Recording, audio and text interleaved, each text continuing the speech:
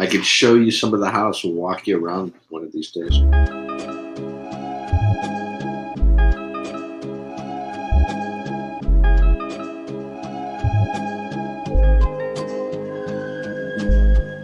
Go district, you know the Pope listens. Dynasty, our religion, for the blokes missing. On all of these trades, on all of these plays, on all of these grades. By the end of the day, y'all getting played. So, what you gonna do next? Try to fill up that flex? Send the homie a text? That trash offer's the best? You try to make it complex, then they text you back. Now all of a sudden they don't make any sense.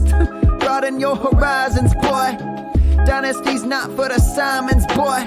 These trades not for consignment, boy. Respect your opponent, y'all some piranhas, boy. This my advice, from me to you. Open up your cute little podcast queue. Search up GOAT District, my dude. Pop it in your ear, man, y'all know what to do. It's the... And I always be trading. And I always be trading. And I always be trading. Y'all try to betray them, but first you gotta bait them. Fish.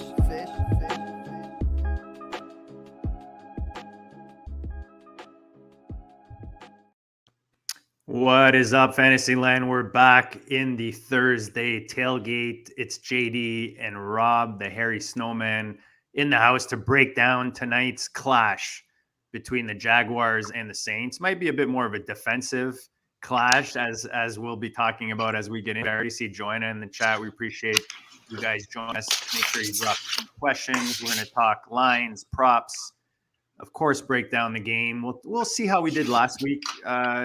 Rob, with regards to Denver and KC. We've got Toronto Dave in the house. Always happy to have him. What's up, Dave? And we'll dive deep into tonight's game. I'll set the table, and then I'll let you get into your stats, Rob. Why don't we start it off with last week? Let's see how we did last week. Maybe quick review on some points that we had and how accurate we were or weren't. Yeah. All right. So recapping last week, just looking at my sheet real quick. So we had most likely KC win over 47 points in a cover. That was we were wrong on the over. Had some opportunities early in the first quarter, didn't capitalize, so we went under. We were right on the matchup with Tony being the easiest matchup. He did get a touchdown in there. We didn't know how he was going to go with limited targets. We were right on Pacheco over his yardage total, right on Mahomes on the over the yardage total, and we already said KC in the win. We got that too. So so the over didn't hit. I told you after the fact. My biggest kind of question there was more like, where was Denver going to get those points? To bring, because what was the over again? Do you remember? It was 47. Well, I think it was 47. 47. So, but you know what? That's the only thing out of that list that you just went through. So, not that we're trying to nail. We're trying to nail everything, but now that we're expecting to nail everything, let's remember even the pros are winning at 60%. But why don't we set the table for tonight? We've got Jacksonville. 3 games now in 11 days, including a couple games in London. So the travel, definitely a factor there. Jacksonville averaging 23.7 points per game, 20.3 against points per game. They put up 39 last week against my Colts. A lot of people had the Colts to win that game, but it wasn't necessarily a strong offensive performance for Jacksonville, even though they did put up the 39, sorry. And then you've got Trevor Lawrence, obviously with the knee. He's, from what I could tell, at 10 a.m., which right now it's noon Eastern. He was still a game time decision due to that knee. The Jacksonville Jaguars are, however, without Tyson Campbell, their top corner. So you'll tell us, Rob, how that affects the game, if it does or not, and who might be affected. The Saints 3-3 at home, 18.2. their points per game, Rob, and 16 against by the opposition. Good news for them. Jamal Williams comes back off the AR. It sounds like he should be back, which for Fantasyland, not so good news, because now we have a bit of a crowded backfield with Kamara, my boy Kendre, and now JW. Yeah, I agree with all that. Jacksonville coming off that last game. Yeah, not a real big offensive, but they didn't really have to do anything. I thought they really dominated Indy in that last game. The defense caused 4 turnovers, and a lot of that yardage came up late in the game in garbage time. New Orleans, though, they're just coming off that Houston game. They went in there as a big favorite. Really came up short. I don't know if it's Carr's shoulder or what's going on with David Carr, but Derek. I'm Derek Carr, but yeah, senior moment. But he's playing terrible. Carr's playing absolutely terrible. He's sinking the offense, in my opinion. I don't know if it's the shoulder or what's going on, but the amount of yards that they're passing, the distance that the attempts have come way down. So Carr's saying that he's healthy. He practiced in full the other day. We'll see if he comes in healthy. Maybe that's going to help everything. But the last 2 weeks, that offense has been slumping. Yeah, 16th, QB 16 in passing yards, QB 3 in air yards so far this year. But, not great when you're looking at production, fantasy points per game. He's QB 29. So, not even giving you a QB 2 season so far when you're looking at fantasy. So, yeah, a little weak with Derek. I mean, he is in a new team, more of a defensive team, I guess. Yeah. Not necessarily slinging the ball over there in New Orleans, more leaning on their strength. I just think the last 2 games, I thought he was serviceable the first few weeks. The last 2 games, I mean, since he had that shoulder injury, I mean, it just fell off. And I'm hoping him being back will help that. We have a lot of pro Saint stats going into this game as far as them covering or winning. So, that might follow with those stats. So you might be looking. So the last 2 games are actually 2 of his best. Like Houston, he put up 353. Yeah, but at the end of the game, they had 3 times chances to score in the red zone last game in the fourth quarter. Gave up the ball on downs twice. Missed the field goal. Defense, Rob. It's a Houston defense. All right, but New Orleans has played well against that team. New Orleans has a good defense also. Carr was literally brought in to win those games, and they're in the fourth quarter. I mean, yeah, from a fantasy point of view, yeah, he put up some numbers, but from a perspective of football, I thought he was horrible. Well, funny enough, this line, just from the time you and I connected right before we came on air and to now, has moved even more. So we were at 1.5. I think it may have even started at 1 favor of the Saints. It was at 1.5, and then now we're at -2, 2.5. Sorry, 2.5 for the Saints. 2.5. It's at 2.5. Saints. We actually started it given 3 with the Saints. So I actually this morning when it was at 1.5, I actually teased 2.5 with the or plus 2.5. I teased with Jacksonville in a parlay. Giving New Orleans a field goal, so it just gave me better odds on that bet. Yeah, especially given the track record that we have with the Saints and the Jacksonville Jags when they play each other. The last 7 games that New Orleans has played Jacksonville, they've won 5 of those 7, covered in 6 of those games. So, and they're playing at home. I mean, you can't underestimate how good that New Orleans defense is playing in that dome. They have a big advantage there, and so, yeah. I could see the Saints winning this game. I don't have a strong pull one way or the other, but if I was going to pull one way, I'd look at the Saints in the under, and the more the line goes the way of the Saints, the more I like the under.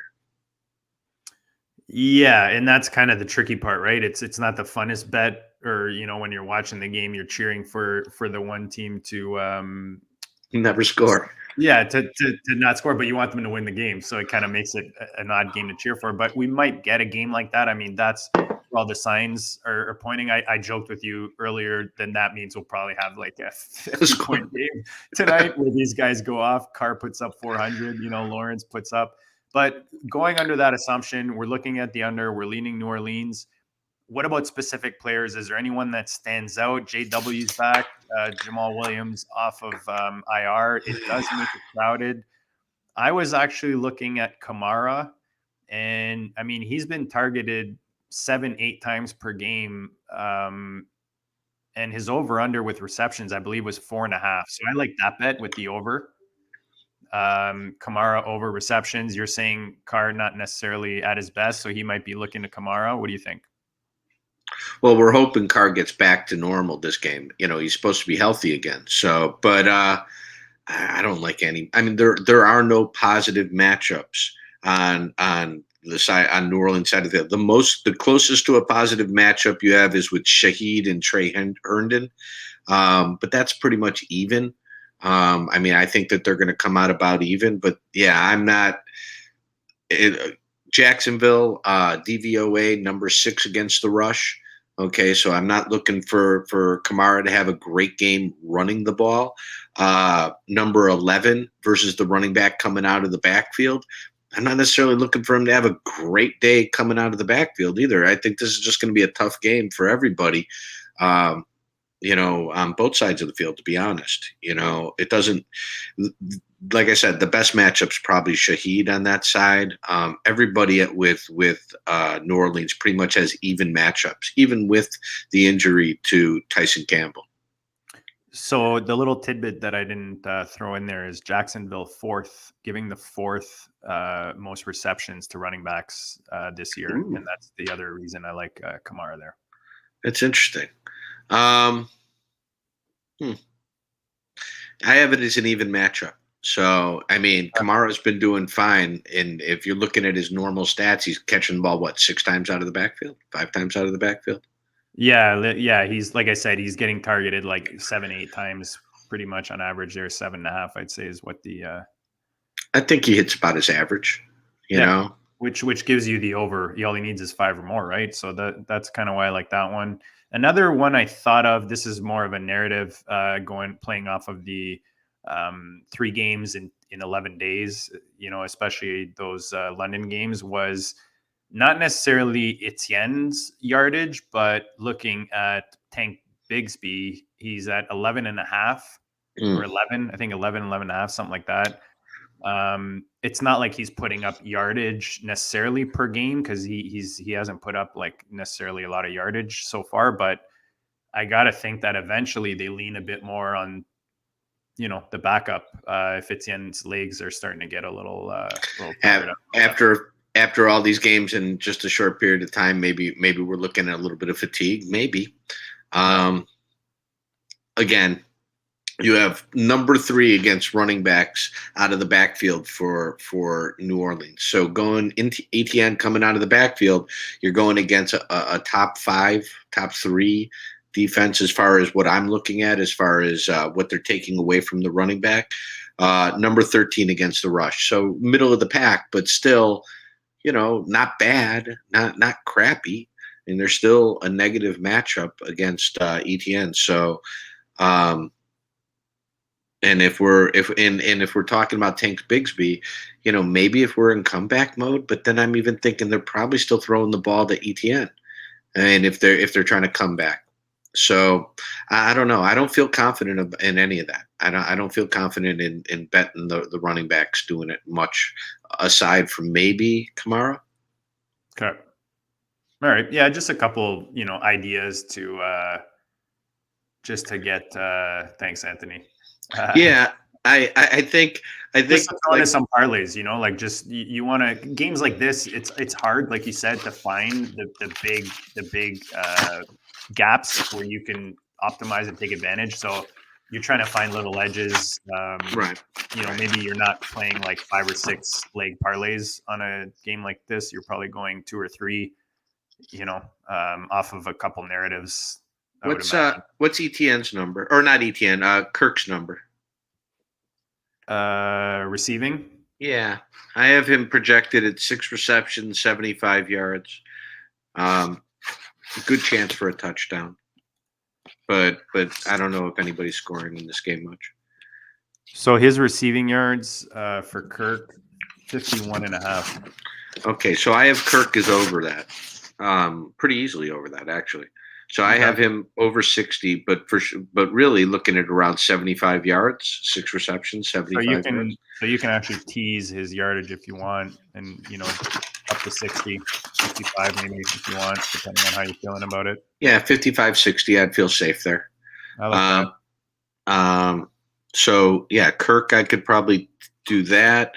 I'm curious where Shaheed is. He just had a big game, so I'm not necessarily looking for a huge game out of him, but 34.5.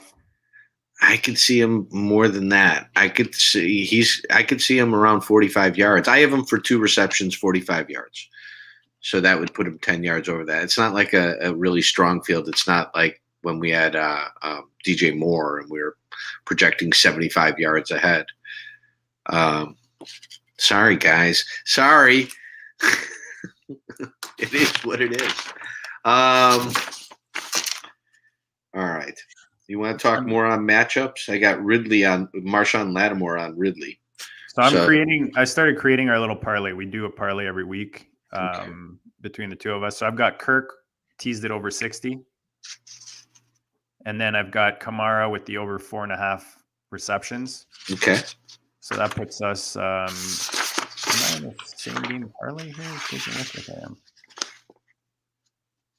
All right, hold on. Let me change that to the same game, but there we go. Yeah, they are top third against running backs coming out of the backfield, Jacksonville is. So, I mean, I think it's about an even matchup, but they're good. They're really good. For which one are you talking about right now? That was Kamara over 5 receptions. Don't get me wrong, I do think he's averaging 5, so I think if you don't like it, we could take it out. I've already got that in a nice little parlay. So if you rather do what did we have? We had Kirk alternate receiving yards. Do you want to go to 70 with Kirk? No. I let me ask you, how's where's Ingram's number? I think Ingram. It's funny. Sorry, I don't mean to cut you off, but I was actually looking at exactly his number because, and I actually like the over for him. Oh, really? And the reason was, if you look at last week, which Lawrence was not necessarily firing on all cylinders. Let me just pull it up here. Waller, I had that up. Or what am I saying, Waller? Wow. Now I've got the old man head. Go on. Old man head.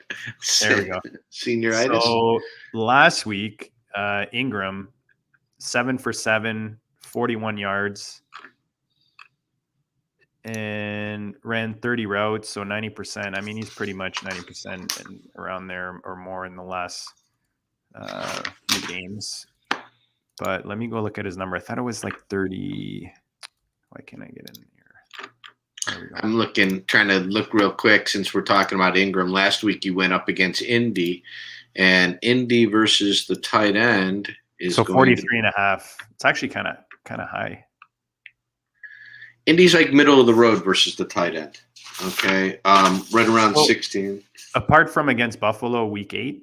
Like prior to that game, the first 4 weeks, he put up 49, 57, 67, 59. Yeah, and he hasn't had less than 4 receptions in a game. Yeah. So, and that was against a tough Buffalo defense. Well, top versus tight ends, though. Buffalo's really good against tight ends, and so the matchup is going to be really difficult for him. I mean, I could see him coming closer to the Buffalo game than these other 6 and 7 reception games.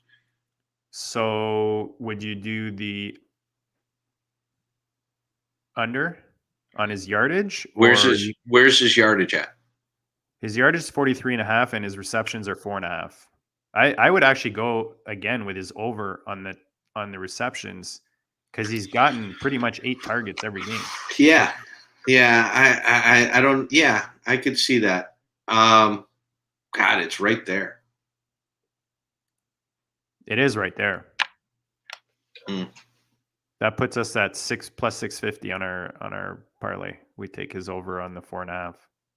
All right, I would do over on the 4.5, and then 43. Oh man.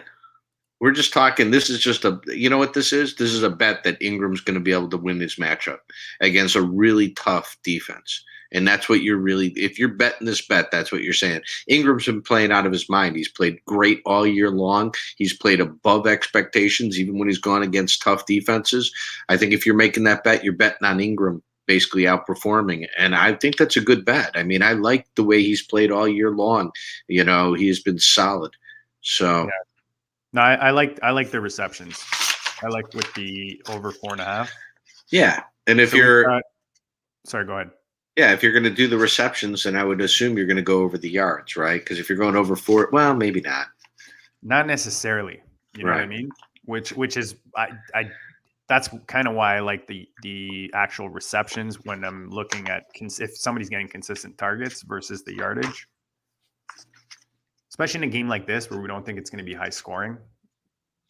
What are the field goals? Oh, that was the other one I had. Yes, thank you for bringing that up. That was the other one I had was 1.5 field goals for the what's the New Orleans kicker name again? I don't know. I missed one last week though. Blake Group. Field goals over 1.5 field goals puts us at plus 1,100 on this parlay. He just missed one last week. That's got to burn him. What about on the other side with Jacksonville? I think they're both at 1.5. Everything's 1.5. The field goals and the extra points for both kickers. Yeah, I would be more inclined to go with the Jacksonville kicker. I mean, Jacksonville's got kicking points, which is 6.5 over under, or he's got over under 1.5 field goals or extra points. Right. So if he hits 2 field goals, he's going to hit 6 points, where you're given the extra half a point on the other bet. And it pays the same. And it pays the same. So you're going for the 2 field goals. Okay. And yeah, I would think Jacksonville has a real good chance, especially if Trevor Lawrence isn't out there. They're not going to be able to punch it in. So, right. So we're throwing it in the McManus. I would throw in field goals. Yeah, this is just my gut. No stats. Go with the gut, man. Go with the gut. I like the kicker. Like I said, I took the New Orleans kicker in another one, but we added McManus over 1.5 field goals, to Ingram over 4.5 receptions, Kamara over 4.5 receptions, and Christian Kirk over 60 yards, which is alternate yardage for him. That's plus 1,100. All right, plus 1,100. So just to make it, bring down, we don't have to tease up Christian Kirk's yardage so much. We can tease it up to like 55 or 50 and not necessarily get the 1,100 payback, but be a little bit more solid in the prediction, because it's going to be a defensive game, I think. I like the matchup with Kirk.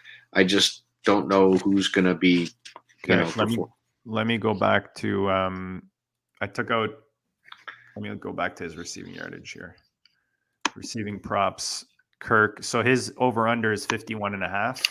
Puts us at, if we did the over, it's plus 900. Or you mean the under? Right? Or we do 50 and over at plus 800. Do plus 50 over 800. That's what I think that's probably best. 800, 8-1. Is that what you're talking about? Yeah. 8-1's good. Right. 8-1's locking it in. So we've got the over Kamara and Ingram on receptions, 4.5. We got the over McManus, 1.5 field goals, and we got the over 50 plus yards on Kirk. Yeah. I like that. I mean, as good as we can do with this slate too. This is going to be an ugly game. So Broward Bravado. I got 4 pick'ems. Kamara over 4.5. Etienne over 19.5 receiving yards. Jack's kicker over 1.5 field goals. Saints kicker over 6.5 points. $40 to hit 400. There you go. Good luck with that one, man. That's a nice parlay. Yeah, I like that. And it's Broward Bravado. Broward's County down here in Florida. There you go. Go Gators. Go Gators. Who do they play this weekend? Come on, Rob. You can't wear the hat and not know who they're playing. Working. All right. Working like a dog these days, my friend. Oh, yeah. So I think we've gone through we set the table, we went through your data, we looked at last week, we put together our parlay.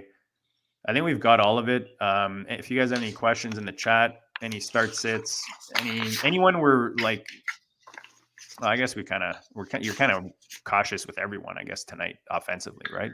Yeah, I'm not looking for a high scoring game. If I'm favoring anybody, it's Christian Kirk. We kind of talked about Kamara having an even matchup. So if we're looking at him going at average, it's going to be above the line.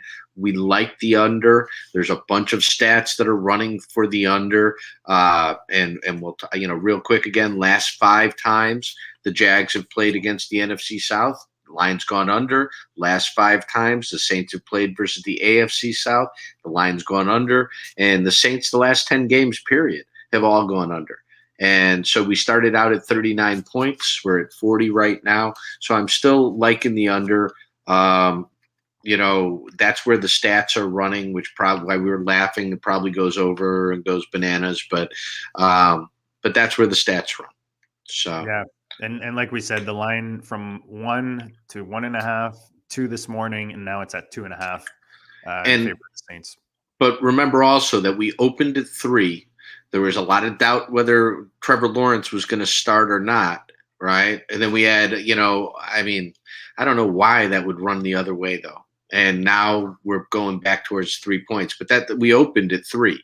So the line moved one way and now it's moving back. Okay. Yeah. I haven't seen anything more recent with regards to Lawrence. What about the New Orleans tight ends? Juwan. Moreau Hill, if you talked about it, sorry, I stepped away. We haven't talked about Moreau or Hill, and they have the worst matchup on the field.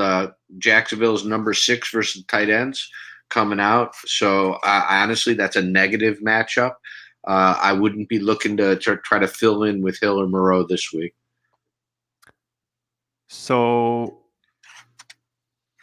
this is through 30 minutes ago. Tom Pelissero, Jaguars QB, listed as questionable with knee injuries, pushing to play tonight versus Saints, but they'll work him out pregame before making a final call per source. And the backup, CJ Beathard, and Nathan Rourke are I guess they just signed him to the active roster on Wednesday. So those are the 2 possible. So if you look at it just based on that, Rob, Lawrence 50-50 maybe at this point, that's a pretty good bet to take that 2.5 with the Saints at home. Yeah. First of all, if Lawrence isn't there, they're going to have trouble scoring. That whole offense revolves around Lawrence. But even if he's gimpy, you got to figure, it's not going to be the same. With him with his knee injury. But I expect him to go. I expect him to play. I just don't expect him to necessarily play his best game. Yeah, and I mean, you look at we're talking tight ends. Anthony was asking, I mean, what have the Saints tight ends done so far? As someone who drafted Juwan Johnson, I was a Juwan Johnson. I'm just starting to cut him off my rosters.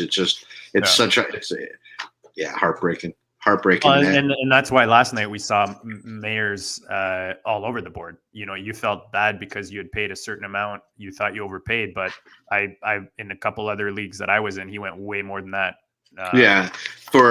So for people who are watching, I put in bids on Mayer and most of my FFPC leagues. I bid up because of the talent level and because of the ceiling there. In a lot of my leagues, I bid 200 fab more than the next closest player. And there's nothing worse than aside from losing by a few dollars, than bidding way higher than where the next bid is, because you walk away feeling like you just blew all this fab. And so, all right, let's see. That's why I was thinking about steal for a TD for about nothing. Yeah, I don't know. You're putting money on number 48 there, at the crap stable basically, or at the, is it the crap stable? I only play poker, man. There's better flyers. There's better tight end flyers this week. Yeah. Yeah. if you're going to take a flyer, you want to take a flyer in a high scoring game, offensively. You're not going to take a flyer in a defensive unless you know they're playing against one of the worst defenses versus that position. I think is the only time you're going to throw that flyer in Who's Denver playing? Who's Denver playing this week? Who's Seattle playing? Who are the Rams playing or the Eagles? Target those guys for tight ends. So Denver is playing. Oh, that's right, at home against Green Bay. All right. Well, I don't know if you're going to get Ferguson off the wire, but that's probably going to be a game Ferguson's going to do okay. And Seattle's at home to Arizona. Seattle, I like this week. I've got Geno with Lockett and DK going in one of my FFPCs. I love DK this week, but here you go, Trey McBride. You want to stream a tight end? I'd stream Trey McBride before I would stream, the New Orleans tight ends. There you go. That's a good little tip right there. Yeah, I mean he's going to be on the waiver wire. Ertz is a little banged up. He just pulled in some receptions last week. He was starting to get some targets, and Seattle has been just a sieve versus the tight end position. So yeah, that's what I'm thinking. Trey McBride is if you're looking for a flyer. I see what Anthony's saying. Sorry, didn't mean to cut you up, Rob. But he's basically saying like in DK because when they play, I think he's talking DFS. Those guys are way cheaper, right? Like these guys that yeah. So he's trying to create a lineup, I believe, with just getting a cheaper tight end, and that's why he was thinking of Hill. So I think McBride actually works there as well. Yeah. And I don't know who's playing against the Rams. Pittsburgh, Freiermuth. All right, so I don't know if Muth is back. Deontay should be back. Deontay's back, but that'll be a little bit tougher for Deontay. They're better at covering the wide receivers, but they've been giving it up to the tight end. If I don't know if Muth is out there or who because I think Freiermuth was injured, right, going into the bye week. Yeah, but I believe Craig Hayward back. Is he back? I believe because I could have swore I threw him into a lineup. Let me see if I can find him on this injury thing here. Injuries, tight ends. Let's see what comes up here. If you guys have any updates on any of these guys, just let us know in the chat. If you have any more questions, we'll look them up. So I'm not seeing anything on Freiermuth. I don't, like I said, I'll do a quick. I could go quick, do a quick look too, but just to answer, I see there's a Judy Deontay question. So real quick, while we're on this, let me just look. Pittsburgh Steelers, Deontay Johnson. Let me just see who's going to be matched up on him real quick. So, I mean, he's playing. He practices fully after bye. He's playing. They're coming off of a bye. His hamstring seems to be okay. So Freiermuth should be good to go, and I think that's okay. Good. Yeah, if Freiermuth is cheap on the DFS board, then I would go with that. He would be the one to get the best targets, or Trey McBride is cheap. Let's see. Judy. Deontay does not have a great matchup this week. Deontay is going to be going up against Darian Kendrick. 99% of the time he's going to be playing on the left side. So that's where Deontay is going to be lining up most of the time. He probably has the second best matchup on the field, but again, not a terrific game for receivers. Jerry Jeudy, God, so not a Jerry Jeudy person. But let me look for you. Yeah, I'm trying to see what the over-unders are on these games. Like sometimes if it's a really close, I'll just look, and if there's a huge gap between the over-unders on each game, I'll take whatever game it has the bigger over-under with regards to receivers. I like Deontay over Jeudy. That's my final answer. I like Deontay over Jeudy. So the Pittsburgh game is 43.5. And then it's 40-45 for the Denver game. I mean, Denver is underdog by 1. Steelers are underdog by 3. They should be both having to throw the ball. Yeah, I think you lean Deontay there. Just Jeudy hasn't been too great. I mean, they might be looking to flex him with Mike Colts knocking on the door and looking like they're interested. He's going up against Keshawn Nixon. And that's probably going to be Cortland Sutton has a tough matchup, but yeah, Jerry Judy's going to probably be overmatched by Nixon. I mean, they could try to throw him the ball. I just don't think he's going to get it. I just have more. No, I mean, both offenses are kind of challenged right now, but you think that Pittsburgh maybe gets a spark with Deontay back? You hope it should stretch the field, and that's going to. I'll be honest that I think that's going to help the other wide receiver a little bit more. Sutton. Pickens. Pickens, yeah, George Pickens. Yeah, Pickens. With Deontay being able to kind of move around and stretch the field, you're not going to be able to focus on Pickens the way they have since the beginning. Since he went down, it's going to change the dynamics of that offense. But it's only going to change it if he can catch the ball. Deontay Johnson has a problem with that still. So. Another little trick is you can go look at the lines on each receiver's yardage over under. You can again, if there's a big discrepancy there. That's one easy way for you to make a decision. Yeah. I mean, I would. Like I said, for me it would be a Deontay. I'm not even going to think too hard on it. All right. I think we covered everything. Any questions, anybody? Yeah, any other questions? Anthony's still figuring out his DK tight ends. He's got all the prices there. McBride, 2,600.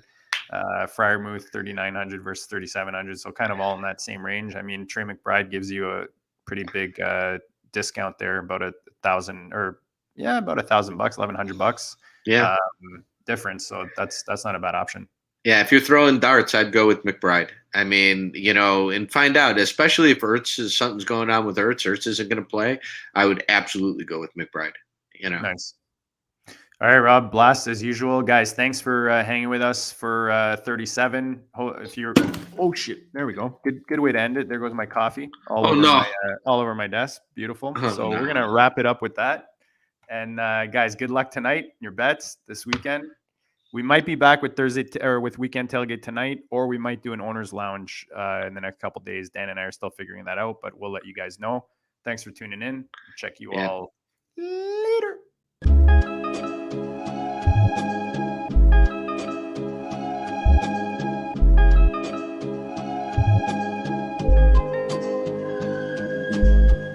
Go district, the Pope listens. Dynasty, our religion, for the blokes missing. On all of these trades, on all of these plays, on all of these grades. By the end of the day, y'all getting played. So, what you gonna do next? Try to fill up that flex? Send the homie a text? That trash offers the best? You try to make it complex, then they text you back. Now all of a sudden, they don't make any sense. Broaden your horizons, boy. Dynasty's not for the Simons, boy. These trades not for consignment, boy. Respect your opponent, y'all some piranhas, boy. This my advice, from me to you. Open up your cute little podcast queue. Search up GOAT District, my dude. Pop it in your ear, man, y'all know what to do. It's the... And I always be traded. And I always be traded. And I always be trading. Y'all try to betray them, but first you gotta bait them. Fish.